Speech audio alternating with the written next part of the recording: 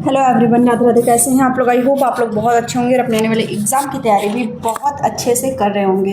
तो अगेन आप लोग का चैनल पे बहुत ज़्यादा स्वागत है। अगर आप लोग चैनल पे पहली बार आए हैं तो प्लीज़ सब्सक्राइब करिएगा, वीडियो को ज़्यादा से ज़्यादा शेयर करिएगा अपने फ्रेंड्स फैमिली ग्रुप में, ताकि उनके लिए भी ये वीडियो हेल्पफुल हो सके। ठीक है, तो आज की वीडियो काफ़ी ज़्यादा स्पेशल रहने वाली है, क्योंकि बहुत सारे देखिए जैसे बहुत लगातार कोई मैसेजेस आते रहते हैं, तो उनको एक बार एक्सप्लेन करिए, 2 बार कॉमेंट सेक्शन में, लेकिन वो एक मतलब सही जो जानकारी होती है वो लोगों तक नहीं पहुँचती।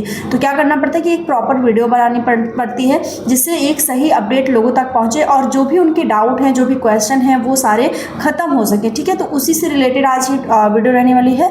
आज मैं आपको बताने वाली हूँ यूपी में आंगनवाड़ी सुपरवाइजर भर्ती के लिए, जिसमें बहुत ही लंबा आप लोग इंतजार कर रहे हैं, बहुत दिनों से आप लोग इंतजार कर रहे हैं, बहुत सारे मैसेज रहते हैं, कॉमेंट्स रहते हैं, डीएम रहते हैं आंगनवाड़ी सुपरवाइजर को लेकर। और अगर मैं पर्सनली बोलूँ तो मैं खुद ये चीज़ सोचती हूँ कि आंगनवाड़ी सुपरवाइजर में कब पद आएंगे और कब इसमें आवेदन होगा। लेकिन एक चीज़ मैं बोलना चाहूँगी कि जो लोग ऐसा बोलते हैं ना कि जब भर्ती आ जाए, नोटिफिकेशन आउट हो जाए, तब आप अपडेट दीजिए, इससे क्या होगा कि हमें पता चलेगा और हम फॉर्म अप्लाई कर ले। लेकिन मैं आपको बता दूं कि कंपटीशन इस समय इतना ज़्यादा है, चाहे वो आंगनवाड़ी सुपरवाइज़र हो, मुख्य सेविका हो, कोई भी ऐसा, चाहे वो पद छोटा हो या बड़ा हो, हर जगह आपको उसी लेवल का कंपटीशन देखने को मिलेगा। तो यहाँ पर मैं जो अब आपको आंगनवाड़ी सुपरवाइज़र बताऊंगी, उसका मेरा रीज़न मतलब एक मेन मोटिव ये है कि आप लोग अपनी एक तैयारी कर सकें। क्योंकि देखिए रिटन एग्ज़ाम है, आपको एक प्रोसेस, सिलेक्शन प्रोसेस में रिटन एग्ज़ाम देखने को मिलेगा, तो उसमें आपको क्वालिफाई करना होगा और क्वालिफाई करने के बाद आपको वहाँ पे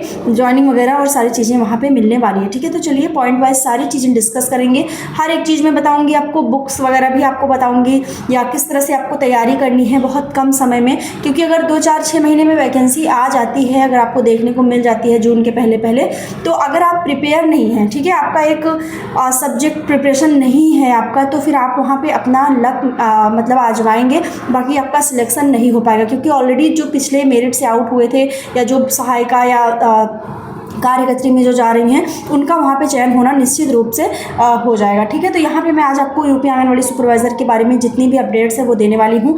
पूरी वीडियो देखिएगा, इसकी बिल्कुल भी मत करिएगा। कमेंट सेक्शन में बताइएगा कि आप किस जिले से हैं, क्या आपने आंगनवाड़ी कार्यकर्त्री और सहायिका में आवेदन किया या नहीं किया तो भी बताइएगा, और कर लिए हैं तो भी बताइएगा। ठीक है, तो यहाँ पे मैं बता दूं कि यूपी आंगनवाड़ी सुपरवाइज़र जो आपकी भर्ती है, ये केवल महिलाओं के लिए है। केवल महिला अभ्यर्थी ही यहाँ पे आवेदन कर सकती हैं। मेल कैंडिडेट यहाँ पे वीडियो अगर देख रहे हैं तो वो अपने घर में जितनी भी महिलाएं हैं जो ग्रेजुएट हैं, जिन्होंने ग्रेजुएशन किया है, ठीक है, बीए किया है जिन्होंने, या बीएससी किया है, तो उनके लिए ये वीडियो देख सकते हैं, चाहे वो आपकी बहन हो या कोई भी हो, तो काफ़ी ज़्यादा हेल्पफुल होगी। क्योंकि यहाँ पर आपको आंगनवाड़ी सुपरवाइज़र एक अच्छा खासा पद देखने को मिलता है। जैसे कि आंगनवाड़ी में 3 तरह के आपके पद आते हैं, सबसे पहले सुपरवाइजर का, फिर आपका कार्यकर्त्री का और सहायिका का। तो जो कार्यकर्त्री और सहायिका का होता है, उनके हेड के रूप में सुपरवाइज़र काम करते हैं। यहाँ पे जितनी भी महिलाएं हैं ग्रेजुएशन वाली, उनके लिए खास तौर पे ये वैकेंसी रहती है।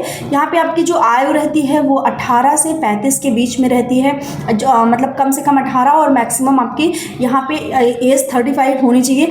कोई भी यहाँ पे आपको एज रिलैक्सेशन नहीं मिलता है। अगर आप ये सोच रहे हैं कि मुझे उम्र में छूट मिलेगी या आयु सीमा में मुझे थोड़ा सा मतलब वरीयता दी जाएगी, तो ऐसा नहीं है। आपको यहाँ पे बस 35 साल रखी गई है मैक्सिमम, और जो भी कैंडिडेट अप्लाई करना चाहते हैं वो यहाँ पे 35 साल के अगर अंदर आते हैं तो वो यहाँ पे आवेदन कर सकते हैं। बाकी इस बार मैं आपको बता दूं कि थोड़े बहुत चेंजेस हो रहे हैं आंगनवाड़ी सुपरवाइजर में। जैसे कि सहायिका के जो 50% कैंडिडेट हैं, हो सकता है कि उनको सुपरवाइज़र बना दिया जाए या उनको प्रमोट कर दिया जाए। ऐसी बातें चल रही हैं कि आंगनवाड़ी सुपरवाइज़र में जो भी पद आएंगे उसमें 50% पद जो आपके रहेंगे वो कार्यकर्त्री और सहायिका ले जाएंगे। तो एक बड़ी चुनौती है आप लोग के सामने, अगर आप लोग सुपरवाइज़र का वेट कर रही थी, क्योंकि आपके पास फिर 50% ही पद बचेगा जिस पे आपको फाइट करना होगा और अपना सिलेक्शन लेना होगा। यहाँ पे शैक्षिक योग्यता और मतलब जो सारी चीज़ें मैं उसके बारे में बता देती हूँ। तो देखिए, अगर आप विधवा हैं, तलाकशुदा हैं, मतलब आप विडो हैं, या आपका डाइवोर्स हो गया है, या आपकी मतलब आप गरीबी रेखा से नीचे हैं, बीपीएल में हैं, तो इन कैंडिडेट को हमेशा आंगनवाड़ी में प्राथमिकता दी जाती है, हमेशा प्रायोरिटी दी जाती है। इनका चयन पहले किया जाता है। ठीक है, जैसे अगर आप बहुत गरीबी से जूझ रही हैं, आप महिला हैं, तो आपका यहाँ पर चयन कर लिया जाएगा।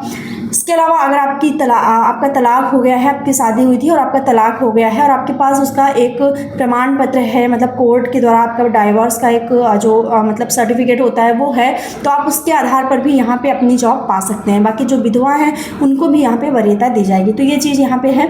बाकी आपको डॉक्यूमेंट्स अपने प्रिपेयर करना है, शैक्षिक योग्यता आपकी क्या है वो, और आपका जो निवास है, जाति है, आधार, फोटो, चरित्र प्रमाण पत्र, हर चीज़ आपको यहाँ पे प्रिपेयर करना है। मतलब जो आपकी यहाँ पे प्रोसेस है, सिलेक्शन प्रोसेस, वो 3 स्टेप में है। सबसे पहले आपकी लिखित परीक्षा है, उसके बाद आपका डॉक्यूमेंट वेरिफिकेशन है, देन आपका इंटरव्यू है और उसके बाद यहाँ पे आपका सिलेक्शन कंफर्म होता है। मतलब 3 स्टेप आपको फॉलो करने हैं, 3 स्टेप आपको पार करने हैं, तब आपका आंगनवाड़ी में सिलेक्शन संभव हो पाएगा। ये चीज़ आप मान के चलिए। अब बहुत सारी महिलाएँ होती हैं जिन्हें नहीं पता है कि आंगनवाड़ी में क्या उनको पढ़ना है, किस तरह से तैयारी करनी है, उनको क्या मतलब एक जो रोड मैप होता है वो कैसे बनाएं या किस तरह तैयारी करें। तो मैं आपको बोलूं कि अगर आपने बीए में आप मतलब आर्ट साइड हुए हैं, आप आर्ट साइड के स्टूडेंट हैं, आपने होम साइंस पढ़ा है, सोशल साइंस पढ़ा है, आपने समाज शास्त्र पढ़ा है, शिक्षा शास्त्र पढ़ा है, ये सारे सब्जेक्ट आपने पढ़े हैं, तो आप मान के चलिए कि आपका 60% सिलेबस कंप्लीट है। ठीक है, आपने 60% आंगनवाड़ी सुपरवाइज़र की तैयारी कर ली है और 40% में आपकी जितनी भी बाहरी संस्थाएँ हैं, जितनी भी योजनाएँ हैं, चाहे महिलाओं के लिए आ रही हैं, बच्चों के लिए आ रही हैं, या जो भी चीज़ें बन रही हैं, जो फील्ड वर्क हो रहा है उसके बारे में, सरकार कितनी एक्टिव है, क्या चीज़ें हो रही हैं आंगनवाड़ी में, क्या क्या ज़रूरी है जनसंख्या का, और मतलब हर एक चीज़ आपका 40% में आ जाता है। मतलब एक आपकी प्रॉपर तैयारी तभी हो जाती है जब आपको विषयगत ज्ञान रहता है। आपने ग्रेजुएशन में या इंटर में या कहीं भी आपने अगर पढ़ाई की है तो आप समझिए कि आप आंगनवाड़ी में 60% प्रिपेयर हैं। लेकिन ऐसा स्टूडेंट्स जिसको जो फ्रेशर है, जिसने विषयगत जिसको ज्ञान ही नहीं है, मतलब उसको अगर पूछ लिया जाए कि फैमिली क्या है या समाज क्या है या कैसे महिलाओं को, मतलब महिलाओं के लिए क्या क्या होते हैं, क्या योजनाएं बनती हैं, क्या चीज़ें होती हैं, तो अगर जिसको ज्ञान नहीं है तो उसको एक अच्छे से प्रॉपर सारी चीज़ें पढ़नी होंगी। बहुत इजी सिलेबस है अगर मैं बात करूं, क्योंकि आपको विषयगत ज्ञान होना चाहिए। कोई आपको यहाँ पे साइंस, मैथ या रीजनिंग ये सब नहीं लगाना है, आपको बस एक थ्योरी पढ़नी है और समझना है कि समाज है क्या, क्योंकि आपको आंगनवाड़ी सुपरवाइज़र में एक समाज का ही आईने के रूप में काम करना पड़ेगा। तो यहाँ पर आपको समाज के बारे में पूरी जानकारी होनी चाहिए। अगर आपका न्यूट्रिशन सब्जेक्ट रहा है, सोशल साइंस रहा है, सोशियोलॉजी रहा है, तो आपको काफ़ी ज़्यादा हेल्प यहाँ पे मिलने वाली है। बात करेंगे यहाँ पे ड्यूटी की कि आपकी कितनी घंटे की ड्यूटी होती है। तो बस जितना आपका प्राइमरी स्कूल होता है जितने टाइम का, उतने ही घंटे की आपकी ड्यूटी होगी। इसके अलावा यहाँ पे आपकी समय समय पर ट्रेनिंग वगैरह भी होती रहती है, मीटिंग वगैरह भी होती रहती है, तो तमाम चीज़ें यहाँ पे होती रहती हैं। यहाँ पे आपकी सैलरी 25,000 प्लस से स्टार्टिंग होती है आंगनवाड़ी सुपरवाइज़र में अगर आपकी ज्वाइनिंग होती है। तो अब बात कर लेते हैं यहाँ पे क्या ये अस्थाई नौकरी है कि अस्थाई है, क्योंकि ये कमेंट आया है। ठीक है, बहुत सारे लोग को पता नहीं है। मैं बता दूं कि ये आपकी उत्तर प्रदेश सरकार द्वारा सरकारी भर्ती के अंतर्गत आती है आंगनवाड़ी सुपरवाइज़र। ये आपकी संविदा बेस्ड भर्ती नहीं है। अस्थाई भर्ती मतलब अस्थाई भर्ती नहीं है कि हाँ आपको कुछ दिन के लिए रखा जाए उसके बाद आउट कर दिया जाए, ऐसा नहीं है। आपको यहाँ पे प्रॉपर रखा जाएगा, परमानेंट रखा जाएगा। अस्थाई नौकरी आपकी ये होगी जो कि बिना पेट के होगी, क्योंकि बहुत सारे लोग कन्फ्यूज हैं कि यूपी आंगनवाड़ी सुपरवाइज़र में पेट की आवश्यकता होती है कि नहीं। तो मैं आपको बता दूं कि यूपी आंगनवाड़ी सुपरवाइज़र में पेट की आवश्यकता नहीं होती है। पेट की आवश्यकता आपकी मुख्य सेविका भर्ती में होगी, जो कि यूपी ट्रिपल एस सी आयोग द्वारा आपकी आती है। तो वहाँ पे आपके पेट की आवश्यकता होगी। आंगनवाड़ी सुपरवाइज़र में आपकी पेट की आवश्यकता नहीं होगी। तो आप अपना कन्फ्यूज़न दूर कर लीजिए। अगर आप यूपी आंगनवाड़ी सुपरवाइज़र की भर्ती देख रहे हैं तो यहाँ पे आपको जिलेवार भर्ती देखने को मिलेगी।